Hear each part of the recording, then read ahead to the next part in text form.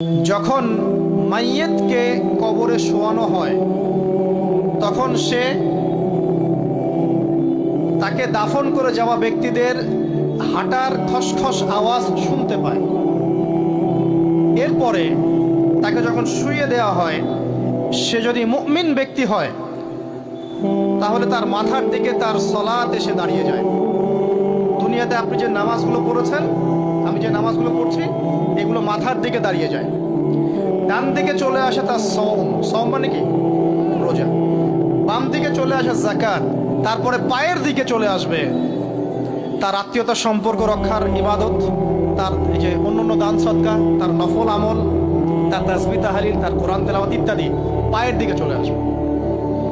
এখানে একটা হাদিস এসেছে, সূরাতুল মুলক যে ব্যক্তি রাতের বেলা তেলাওয়াত করবে, কোন সূরা ভাই? তাবারাকাল্লাযী বিয়াদিহিল মুলক ওয়া হুয়া আলা কুল্লি শাইইন কাদির।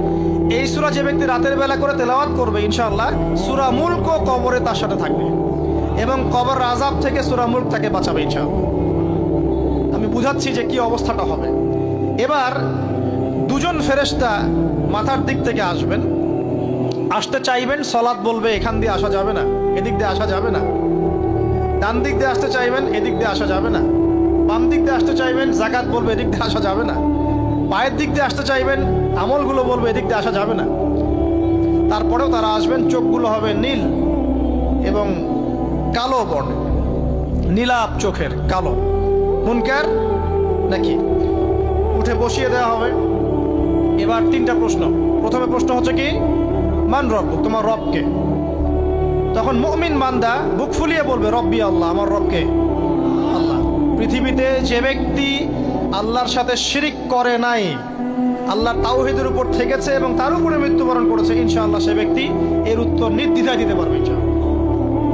আর দুনিয়াতে যে বা যারাই আল্লাহর সাথে শিরিক করবে, আল্লাহর সাথে শিরকের পাপে লিপ্ত হবে, ওই অবস্থায় মারা যাবে, তাওহীদের উপর থাকবে না, কোশ্চিন কালেও মান রব্বুক উত্তর দিতে পারবে না। তারপরে প্রশ্ন হয়ে যাবে মা দীনুক, তোমার দিন কি ছিল? মুমিন বান্দা উত্তর দিবে কি? দিন ইসলাম, আমার দিন ছিল ইসলাম।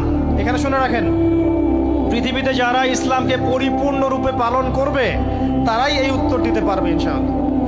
যারা ইসলামকে ঠাট্টা বিদ্রুপের হাসি তামাশার পাত্র বানিয়েছে, মন চাইলে কিছু করি, মন চাইলে কিছু করি না, সহজগুলো একটু আমল করি, বাকি কিছুর আমল ধারি না, হ্যাঁ, নামাজ পড়ি, সুদ ছাড়তে পারি না, ঠিক আছে, বছর বছর ওমরা করি, এদিকে ঘুষ দুর্নীতি ছাড়তে পারি না, ইসলামকে ঠাট্টা তামাশার পাত্র বানিয়েছে, এরা কোশ্চিন কালে উত্তর দিতে পারবে না মা দীনুক।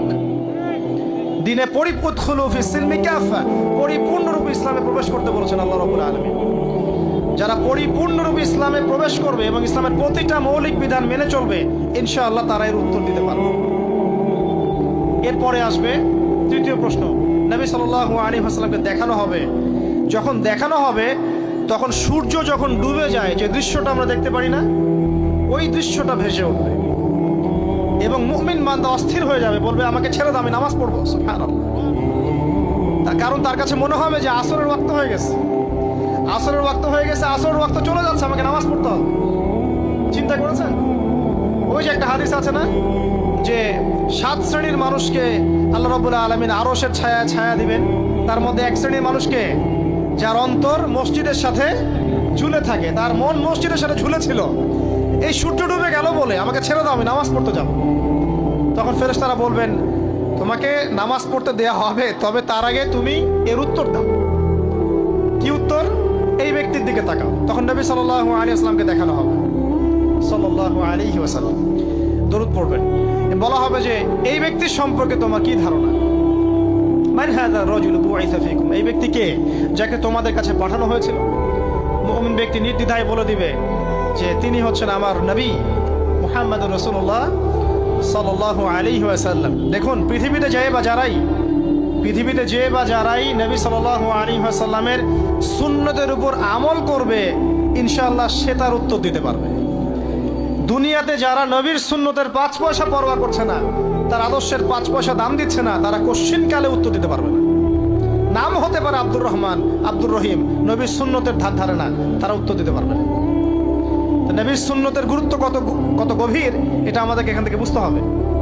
তাই প্রিয় যুবক ভাইরা, মুসলিম ভাইরা, আমাদের জীবনটাকে নবীর আদর্শ এবং সুন্নতে ঢেলে সাজাতে হবে। সকাল থেকে সন্ধ্যা পর্যন্ত প্রতিটা কাজ করবো কার তরিকায়? রাসূলের তরিকা। নামাজ পড়বো তার তরিকায়, রোজা, সিয়াম, হজ, জাকাত, আমল, মুআমালাত, আখলাক সব কার তরিকায়? নবী সাল্লাল্লাহু আলাইহি ওয়াসাল্লামের তরিকা অনুযায়ী ইনশাআল্লাহ। আল্লাহ পাক তৌফিক এনায়েত করুন, আমিন। এবার ফেরেশতা দুজন জিজ্ঞাসা করবেন অবাক হয়ে যে তুমি কিভাবে এটা জানলে? তুমি কিভাবে এই তিনটা প্রশ্নের উত্তর দিতে পারলে? কারণ বেশিরভাগ মানুষ তো উত্তর দিতে পারবে না, বেশিরভাগ মানুষই এই উত্তর দিতে পারবে না। কারণ কিয়ামতের মাঠে 1999 জন মানুষ জাহান্নামে যাবে। নাউজুবিল্লাহ। তো এটা কঠিন পরীক্ষা। আল্লাহ রাসূল সাল্লাল্লাহু আলাইহি ওয়াসাল্লাম বলেছেন যে নিশ্চয়ই তোমাদেরকে এখানে পরীক্ষায় ফেলা হবে, আর তোমরা যদি এই পরীক্ষা জেনে তোমাদের মৃতদেরকে দাফন করা থেকে বিরত না থাকতে, তাহলে আমি তোমাদেরকে শুনিয়ে দিতাম কবরে কেমন পরীক্ষা হয়। মানে যদি আমরা শুনতে পারতাম যে কবরে কেমন পরীক্ষা হয়, আমরা ভয়ে আমাদের মৃতদেরকে দাফন পর্যন্ত করতাম না। এটা নবীজি বলছেন সাল্লাল্লাহু আলাইহি ওয়াসাল্লাম। তাকে জিজ্ঞাসা করা হবে যে তুমি কিভাবে জানলে এটা? বেশিরভাগ মানুষ তো পারে না উত্তর দিতে। তখন সেই ব্যক্তি বলে বসবে, সেই ব্যক্তি বলবে যে করাতু কিতাব আল্লাহ, আমি আল্লাহর কিতাব এই কোরআন পড়েছি। মুমিন বলবে আমি আল্লাহর কোরআন পড়েছি, ফাআমানতু বিহি, আমি এর উপর ঈমান এনেছিলাম, ওয়া সাদ্দাকতু, এবং সত্যায়ন করেছিলাম। অতএব দুনিয়াতে যারা দিনের জ্ঞান অর্জন করছে না, কোরআন পড়ছে না, হাদিস পড়ছে না, পড়াশোনার চেষ্টা করছে না, জানার চেষ্টা করছে না, কবরে পাওয়া ডিফিকাল্ট আছে। এটা একটা অন্যতম প্রশ্ন। আমরা কিন্তু মনে করি তিনটা প্রশ্ন হচ্ছে, আসলে প্রশ্ন হচ্ছে কয়টা? 4টা। তিনটার পরে আরো একটা এক্সট্রা। কিভাবে জানলে? তখন উত্তর দিচ্ছে আমি আল্লাহর কিতাব পড়েছি, ঈমান এনেছি, সত্যায়ন